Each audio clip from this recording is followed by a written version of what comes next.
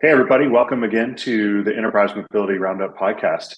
Today, we're chatting with Brian Grant, who's a solution architect with Atea, about lessons learned from deploying Intune in the real world. In addition to Brian, we also have Patrick McGlynn, who's one of our lead system engineers, who will be talking through this process with Brian. So, uh, Brian, turning it over to you, what do you do hmm specifically with Atea, and what do you focus on there? Yeah, thanks for inviting me. First of all, yeah, Brian Grant, solution architect at Atea. Actually located in Sweden. Atea is a Nordic company. It's a leading provider of IT infrastructure solutions. Over 8,000 employees, spread around 88 offices in Sweden, Norway, Finland, all the Baltic countries like Lithuania, Latvia, Estonia, etc. So what we do is we provide professional services. We have where I'm located in the digital workplace area, and we also have solutions around data center and networking solutions, etc. So my main focus as a solution architect at Atea is around mobile device management. That's pretty much what I've been doing the last 5, 6 years.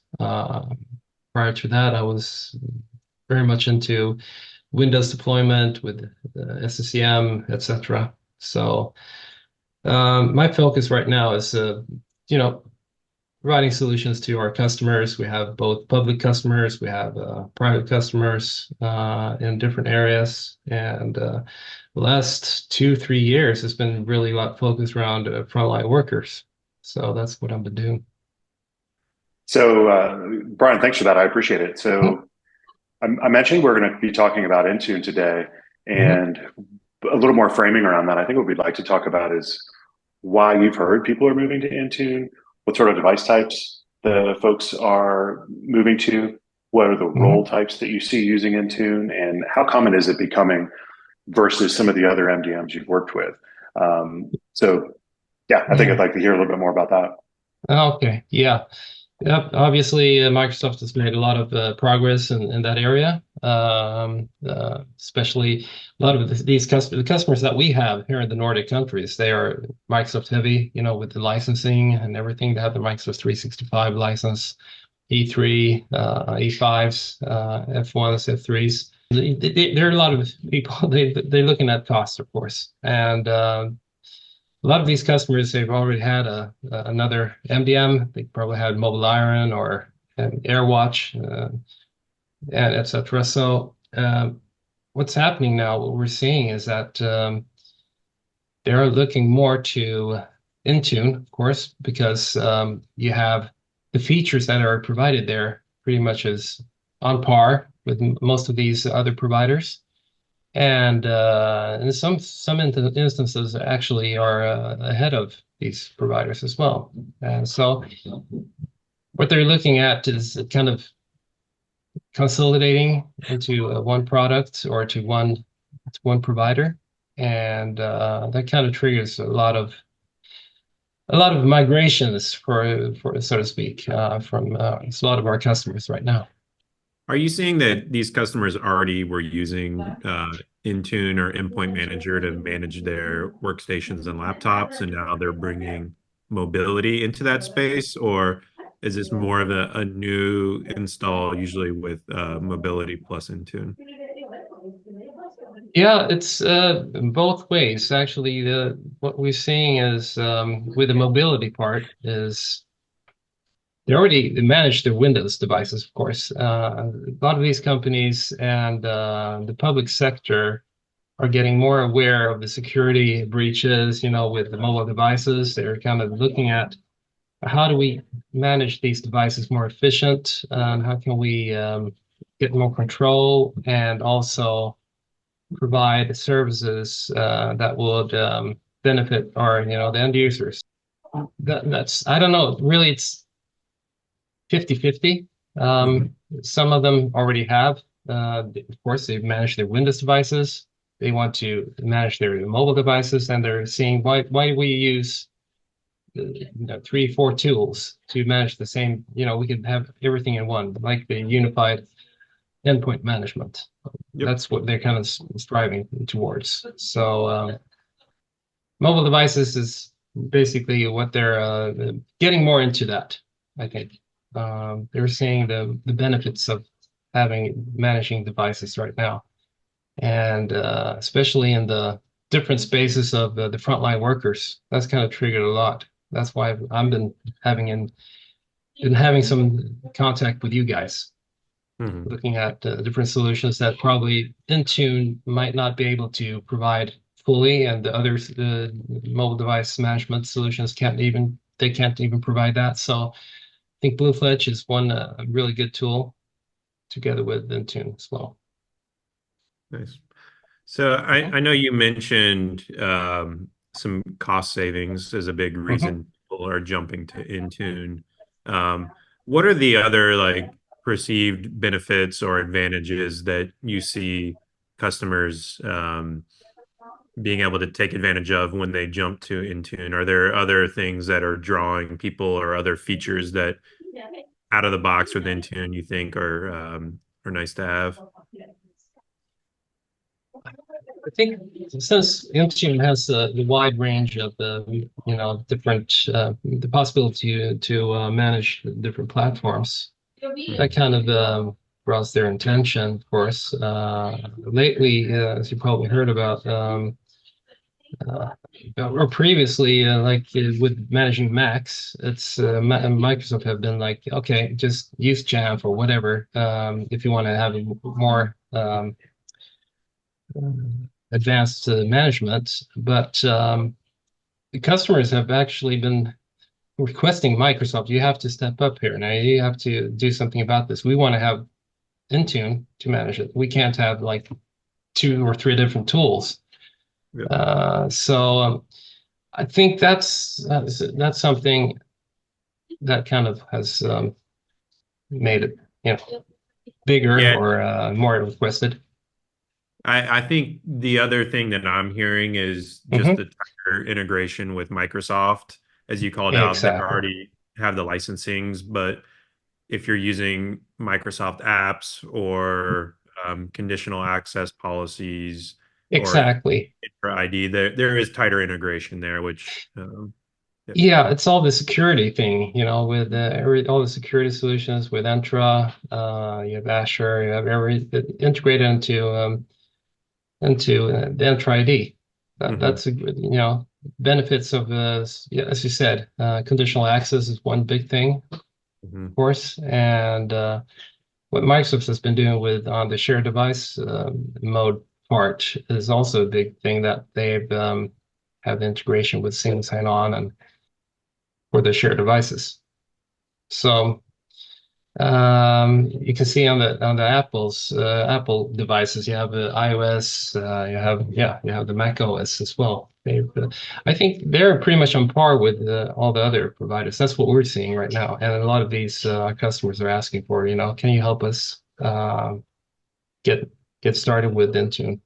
That brings up an interesting question. So you mentioned that a lot of the reason you're seeing customers at least initially move to Intune is because of the perceived cost savings and because of just the systemic integration.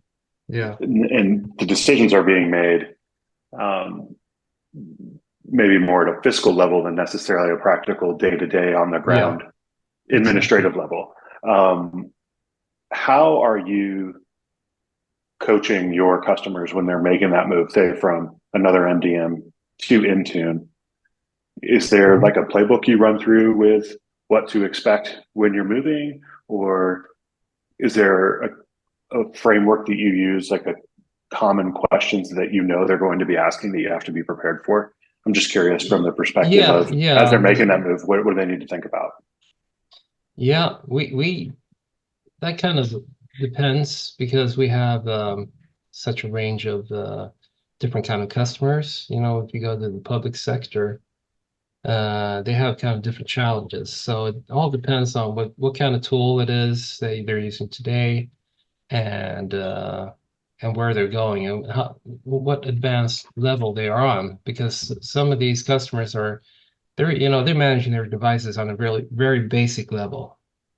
Hmm. And we're seeing, if we can tell them straight away, if you're gonna just gonna do one-on-one, it's no problem with Intune. You can do that, no problem. But you can add these benefits if you go to Intune as well, if you have, with the conditional access part, and there you go. Wow, okay, so we can get this and that, and that's something where I think when we have these discussions, that's where they kind of get a little bit excited. They were excited, of course, and to see that they actually getting some more value from having those tools. But of course, there's the other way around. We have customers that are saying, okay, but we want to have these specific features, because if we don't have these, it's going to be very, very hard for us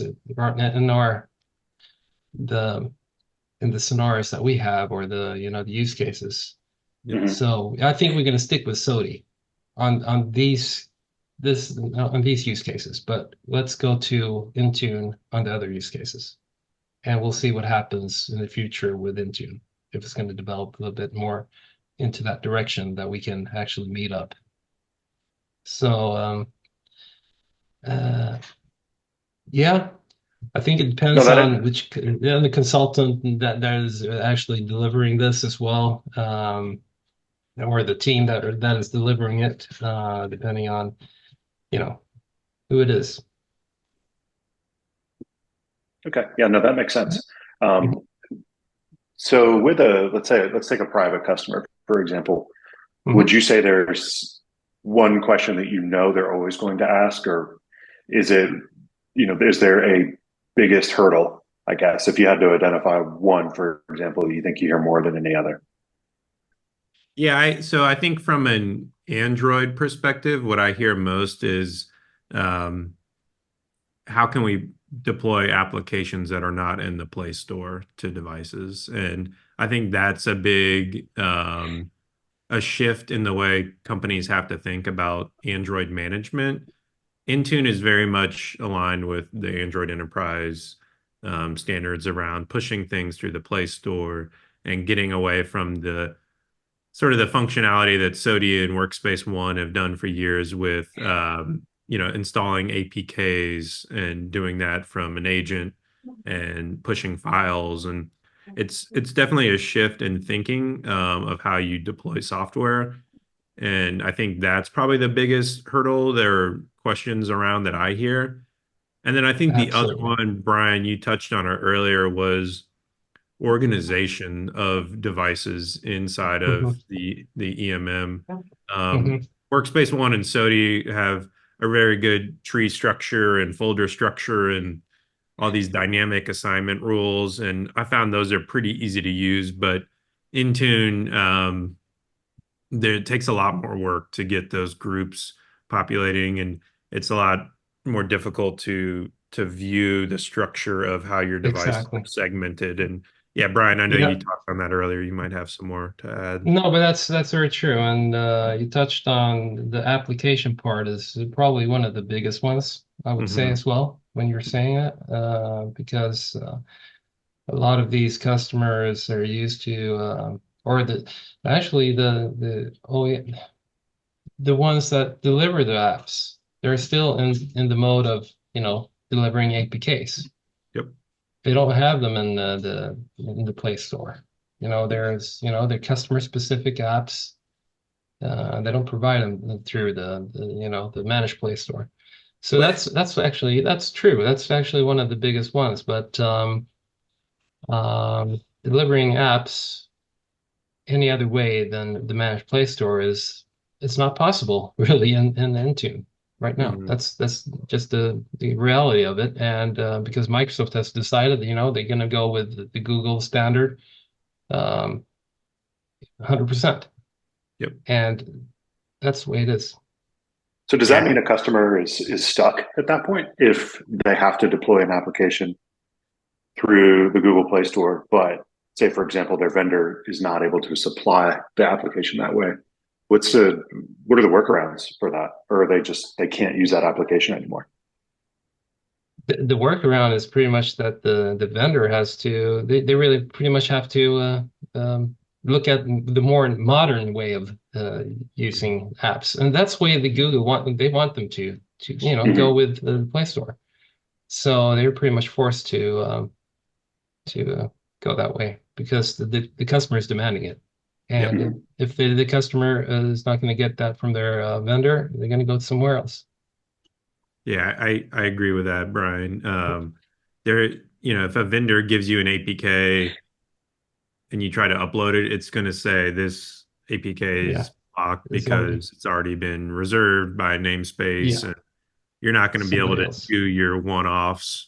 So Hmm. having to work with vendors probably a Yeah. little more closely is something that we see with Intune. And then um, one of the kind of like the fringe benefits of that, though, is that I think it forces people to think in a the more be a little more forward thinking with their Android deployments. Hmm. It's a big shift, but by, stripping away a lot of those tools and adding these constraints, it's forcing people to think differently about device management. And in a way, I think that might ultimately be a good thing, because of all the things Android and Google are doing Hmm. around Android management and security and um, oh, it's not it's definitely work that has to be done, but I Hmm. think ultimately it'll help people get to that better, more Hmm. modern state sooner. But what I've seen here in the Nordic countries is that we're pretty advanced in technology and with IT, etc. So it's been a lot of these apps that they already have or they're using, these customers in the private sector and the public sector, they're already there in the Google Play Store. So most of the times, it's not that often that we kind of get into that kind of a problem or an issue or a challenge, so to say. But we had one customer that actually is a public sector that had that issue with this, unique app for this specific the public sector um, company. But they solved that with with the developer. They gave them the delegated rights in their developer portal, in the Google developer portal, and through that, it solved itself. So they could actually publish that APK that way. Mm. So we help customers to find ways of doing things. So I think it's support, as you say, it's a more forward uh, way of working today. Google wants us obviously to have more control of security, Mhm. definitely, and I think companies and customers are really into that as well. So they don't get an APK that they don't really know what's in there. Hmm. Yep. Yep. Yeah. Yeah, absolutely. Um, Mhm. I know one of the things that is common for these customers that we've seen to do is to some extent some file manipulation on the devices. And with Intune, I know that there's some gaps there. How Mhm. are you when you encounter those types of questions? What's the best way to handle that scenario? Pilot, we haven't actually touched that much on that, but more on the actually firmware updates.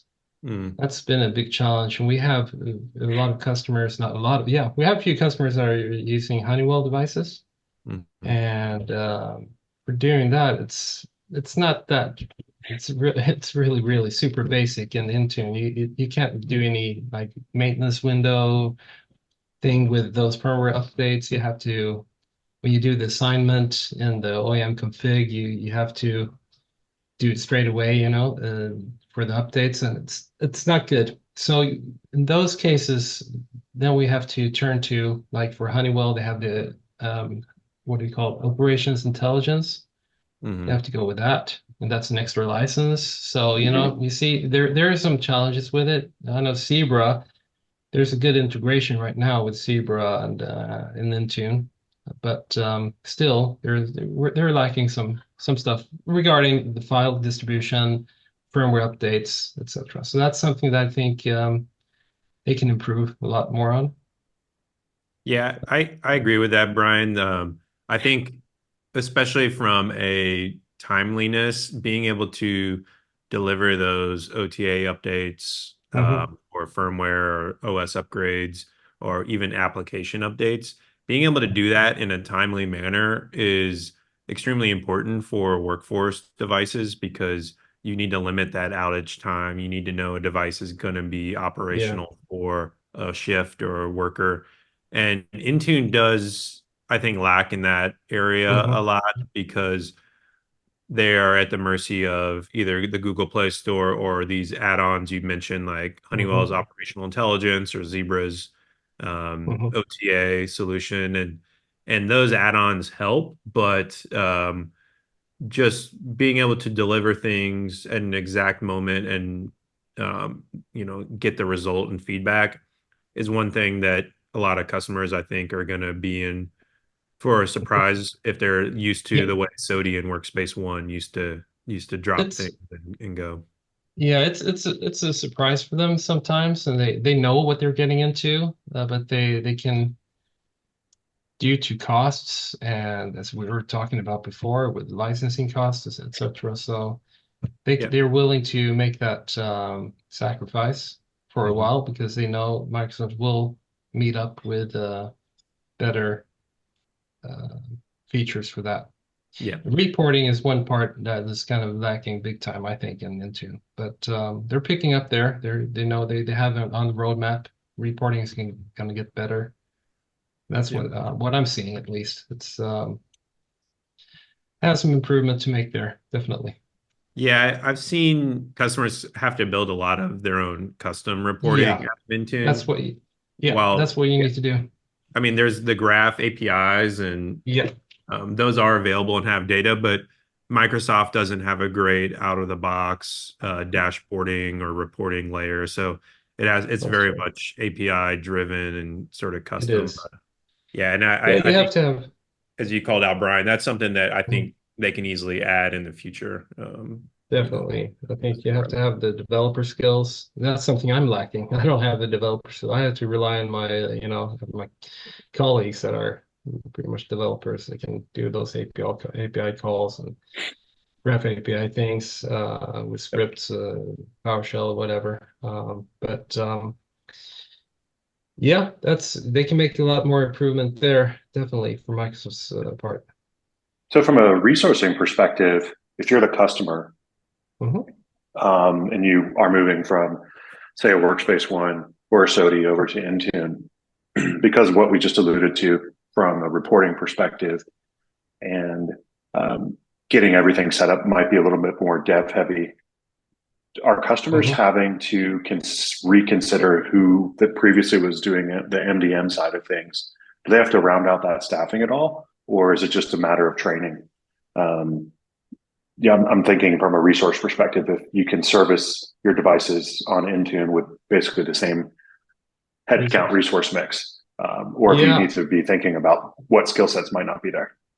yeah, that kind of differs as well. Most of the time, we can use the same resources. It depends on kind of what kind of skills they have. But obviously, that's why we're here as consultants. We can, help them with all those specialities and all those, you know, special cases where they need that uh, extra features or enhanced features.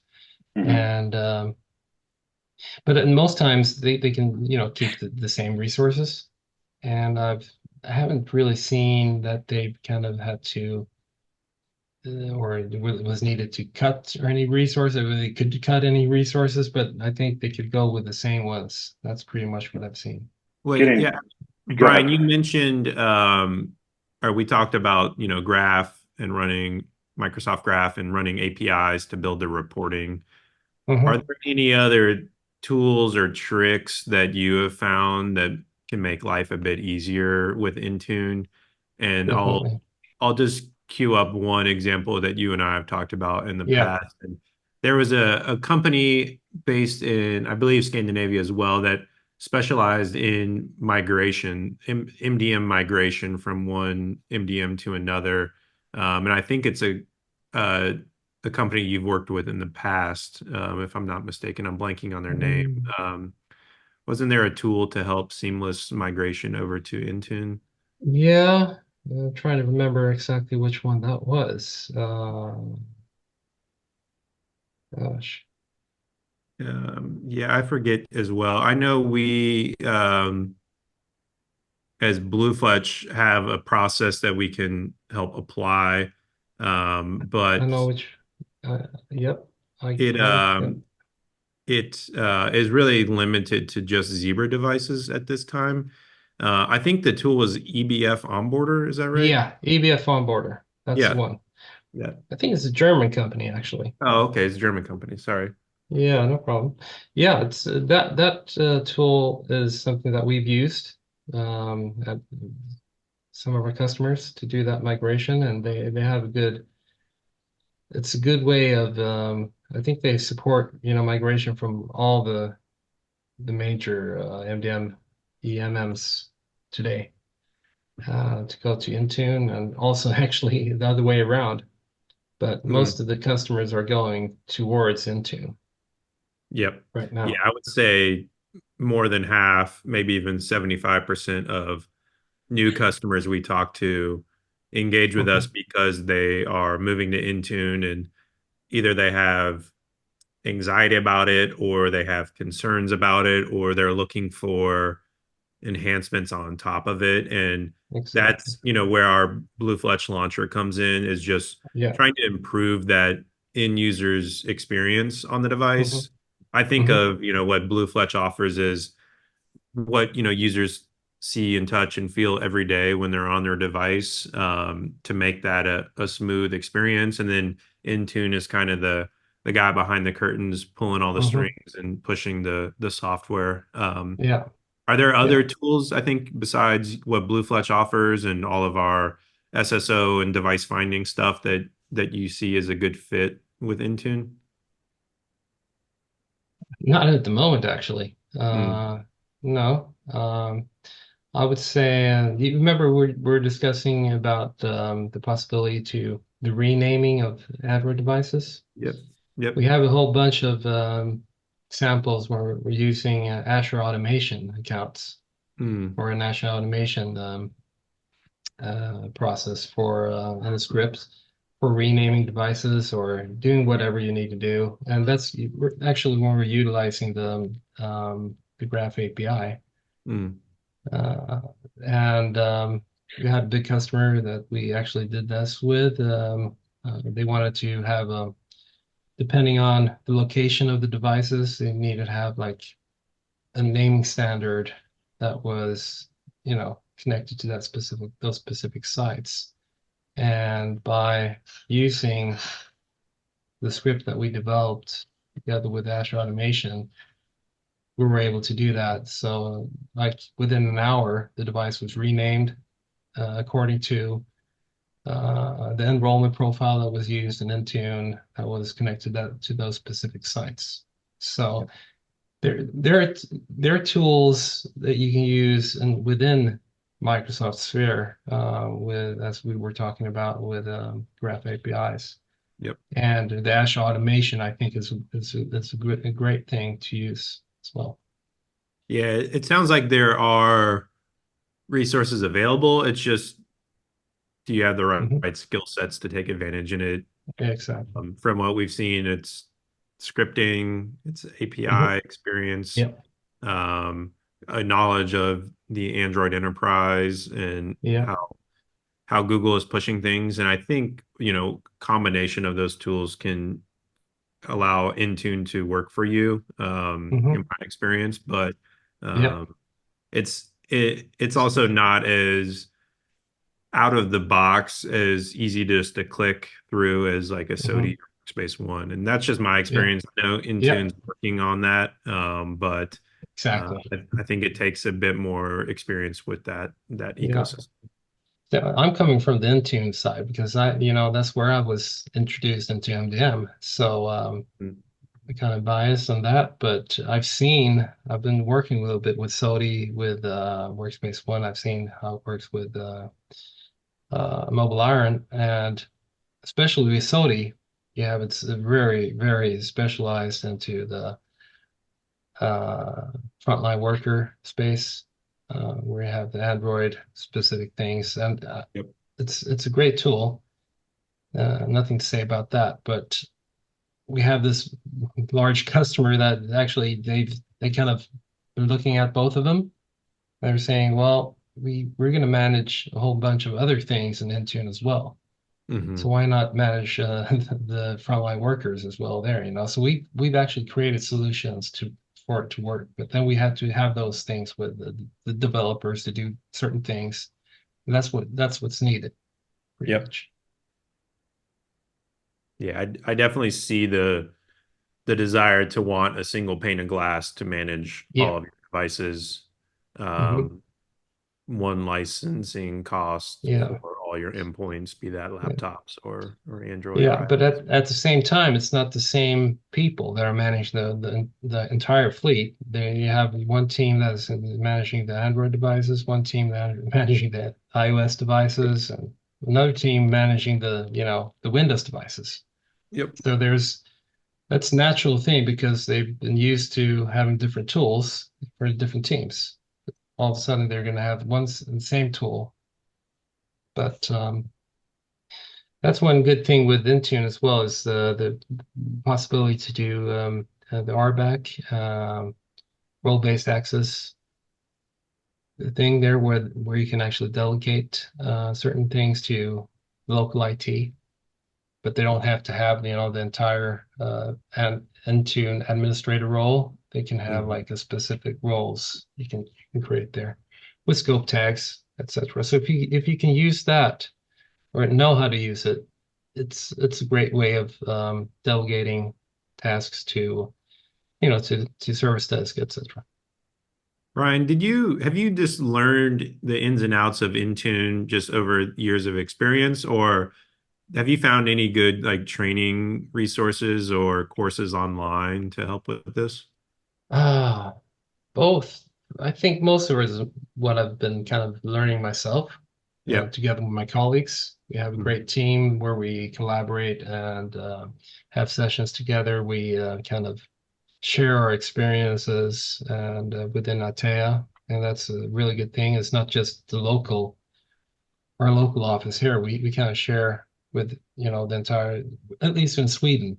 That's it's kind of more of we've even if we Atea is in the entire Baltic or in the entire Nordic countries and the Baltics.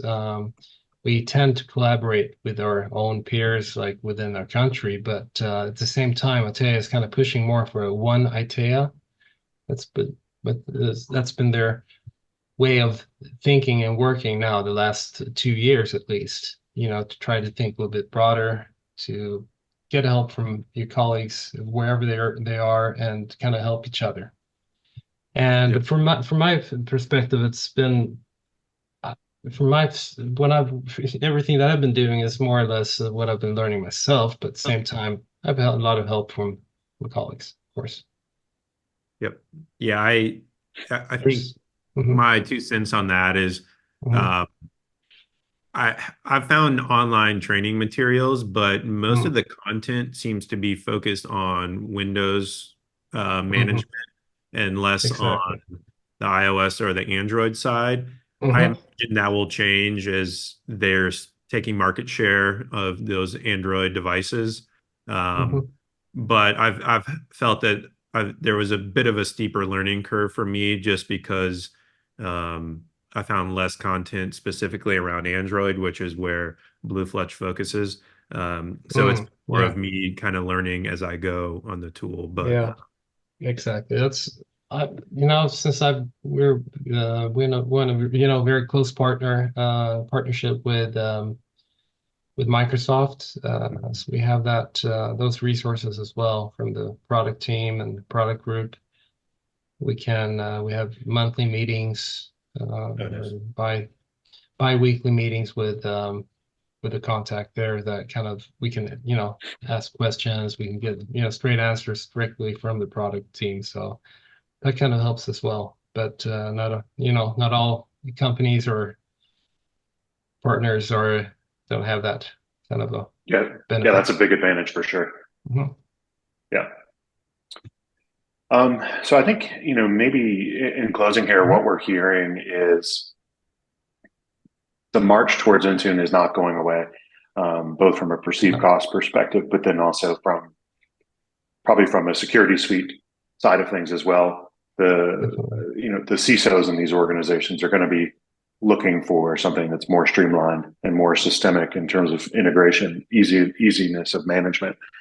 Mhm. So it's going to continue. And then I guess Yep. the migration things to think about are the different structures inside of Intune versus the more branch and tree-like structure within some of the other MDMs. Mhm. But Android definitely is the future in terms of Android enterprise management, that style. Mhm. So I think it's probably fair to say that Intune is definitely going to continue to grow. Patrick or Brian, do you guis have I can agree objections with to that, that. or do you agree with that? I agree with that 100%. That's Yeah. pretty much what we're seeing, and it hasn't stopped. It kind of been more even accelerated Mm-hmm. Mm-hmm.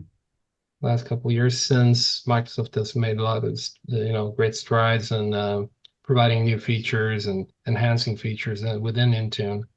That kind of makes it even more appealing for our customers. Definitely. Sure. Yep. Okay. That makes perfect sense. Um, so in closing, Patrick, is there anything that you wanted to add from your perspective that you've seen or, working with Brian, the questions he's asked that force you to learn some things too from an Intune perspective? Yeah, I think learning today that, Intune definitely has its constraints, but they can be overcome with different tools and tricks and scripting and things like that. Um, the benefits of Intune can definitely outweigh that if you're willing to adopt those modern ways of Android Mhm. management.